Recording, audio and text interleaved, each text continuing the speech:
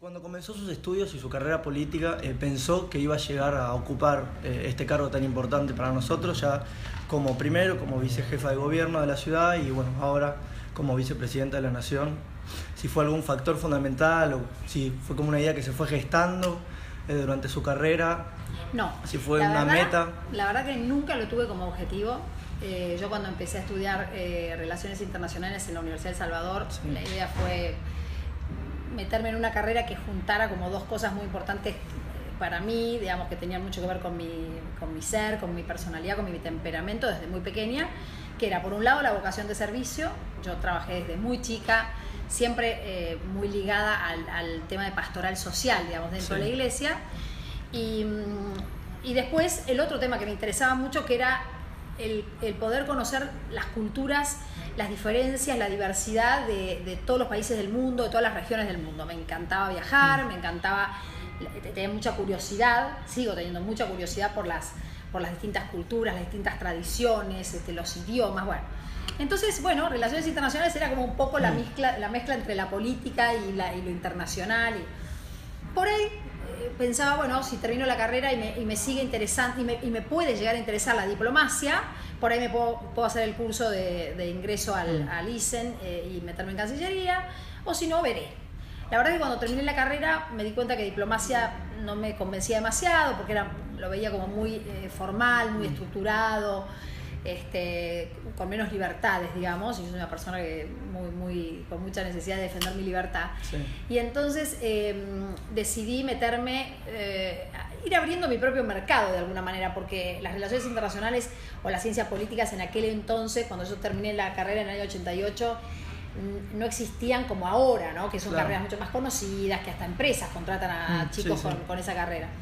Entonces empecé primero trabajando en los temas de cooperación internacional y me especialicé en la cooperación internacional, y después cuando la cooperación internacional dejó de ser la Argentina dejó de ser receptora de cooperación internacional en los años 90, más hacia mitad de los 90, porque tenía como algunos indicadores económicos que daban como que era un país que no necesitaba tanta cooperación técnica. Sí. Indicadores mentirosos, porque en realidad la cooperación internacional debería, hasta el día de hoy, debería tener indicadores más, ¿cómo te podría decir?, más específicos de cada provincia o de cada región de los países, porque a veces un indicador nacional te puede dar muy bien, pero eso porque está concentrado por ahí todo lo bueno en un lugar, y después tenés todo lo más pobre o lo más vulnerable en otro lugar. Pero bueno, Argentina dejó de ser receptor y ahí me empecé a especializar en otra cosa, que son las controversias comerciales en el ámbito de la Organización Mundial de Comercio. Y entonces, como no había mucha gente especializada en eso, me pareció un nicho interesante, me especialicé y empecé a trabajar en eso dentro del Ministerio de Economía, en una dirección que se llamaba Dirección de Relaciones Multilaterales, y ahí hice bastante carrera en ese tema y la verdad que me encantaba, porque defendía a la Argentina frente a Estados Unidos, frente a Europa, frente a monstruos, digamos, en la producción nacional. Y mientras tanto tuve una carrera universitaria de profesora, de directora de carreras, de gestión universitaria muy importante y bastante larga, hasta que en el año 2003 me metí en la política, fines del 2002-2003, que fue medio como casi por casualidad, digamos, porque Marcos Peña, quien hoy es el jefe de gabinete, me pidió, yo lo conocía porque su papá había sido jefe mío y profesor mío, y entonces yo lo conocí por eso, y me pidió que lo conociera Mauricio Macri y que fuera la fundación que se estaba armando para la posibilidad de ser gobierno de la ciudad, y empecé a colaborar medio por amistad con él. Y finalmente, bueno, me terminaron ofreciendo ser legisladora. Primero dije que no, después que sí, y acá estoy, digamos. Pero no es que me lo propuse en aquel momento, ni que yo quería llegar a ser vice. Fue una idea que se fue gestando, digamos, a través de... a partir de... Casi te diría que en ningún momento tuve nunca, ni para ser legisladora, ni para ser vicejefa, ni para ser diputada, ni senadora, ni vicepresidenta, tuve como el objetivo de serlo. Claro. En realidad, el camino me fue llevando a esos lugares, porque yo soy de la idea de que uno tiene que ir trabajando con la convicción de ser fiel a uno mismo, a sus valores, a sus gustos, a su vocación, digamos, ¿no? Claro. Y que si uno lo hace bien, lo hace con esfuerzo, con disciplina, con profesionalismo, no necesitas ponerte un objetivo o una meta ambiciosa Porque por lo general, si vos, sobre todo en política, si vos te pones la meta antes que el camino que tenés que transitar, vos podés hacer ese camino de una manera no tan demasiado libre, quizás. Claro, y además demasiado marketinera o demasiado, ¿cómo te podría decir?, superficial. En cambio, si vos decidís, yo voy a hacer lo que me toca hacer hoy, lo voy a hacer bien. Voy a tratar de generar los mejores resultados, voy a tratar de en la política, generar la mejor relación con la gente y estar cerca de lo que la gente necesita e interpretar un poco eso y llevarlo a un buen lugar. Finalmente se termina dando que lo próximo que vas a hacer tiene más importancia que lo que hiciste, digamos, ¿no? Porque es como una cosa lógica. Entonces, yo soy un poco de esa idea.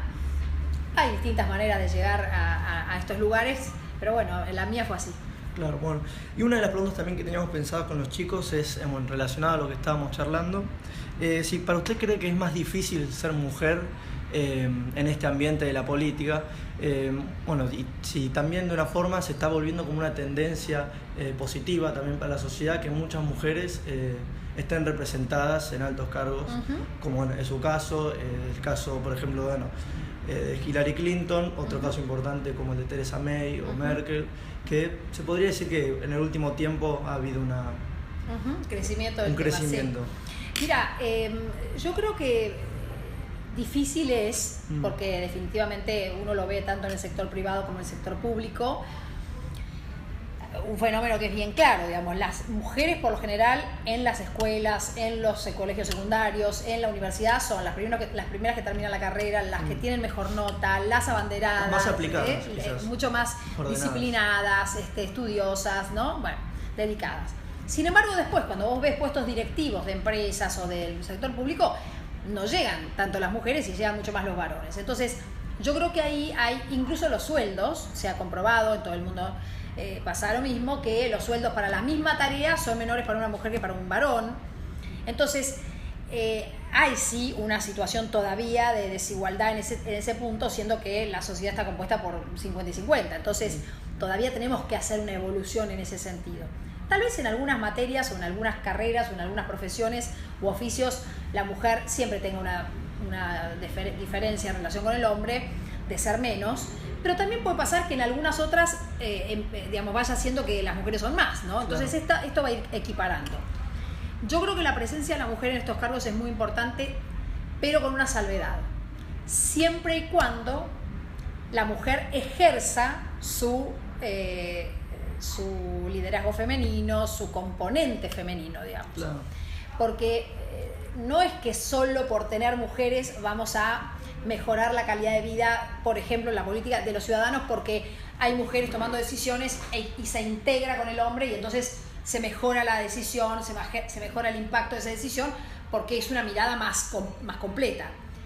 Si la mujer se masculiniza demasiado o se mete mucho en el mundo, digamos, toma los códigos o las reglas de juego o los modos de lo masculino, termina siendo que no afecta, digamos, con un valor agregado, ¿no? Entonces es muy importante este if, ¿no? Como dicen los americanos. Claro.